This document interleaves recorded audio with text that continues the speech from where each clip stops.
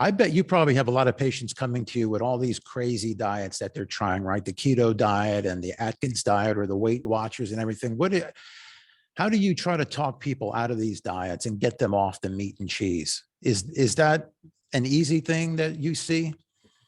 It's not easy at all because right now keto is on the craze. Everybody wants to be on keto. And it takes me much longer time to explain them that keto is going to kill more people than COVID-19. Keto has a very low fiber. Keto has a very low carbohydrate. Keto has a very high saturated fat.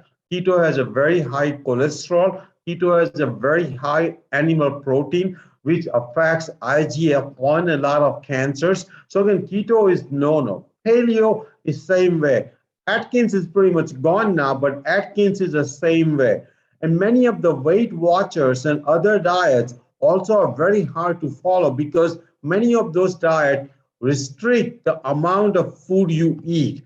And to be honest with you, hunger is one of the action for the body which nobody can overcome. You can overcome hunger for a few hours, maybe a day, but after that it rebounds and you will eat more. So staying hungry is not the solution. The solution is to eat large quantity of food, but eat low calorie dense food, which typically is whole food plant-based, that way you can eat 3 to 4, 5 pounds of food per day and still have low calorie, total calorie per day and start losing the weight. So keto diet allows you to eat very small amount because it's very calorie dense food.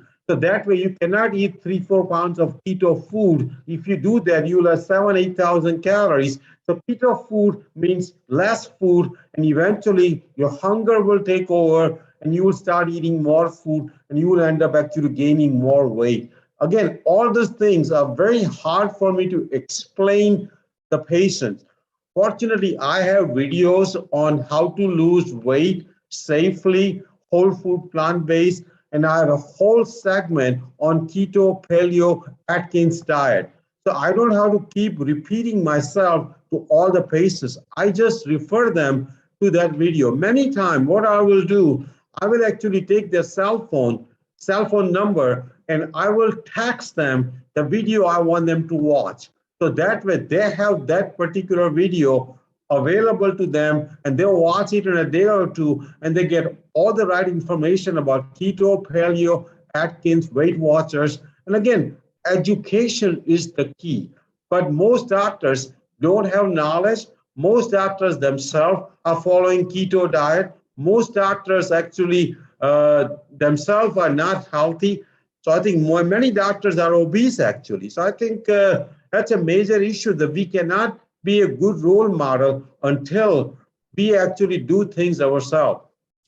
Definitely. And these types of diets, they affect men and women differently. Like for instance, when it comes to women, hormones is a big thing. And I hear a lot about that. And I can only imagine that if you're eating a lot of animal foods that have a lot of hormones in them, it will mess up your own, right? I mean, is this what you're seeing?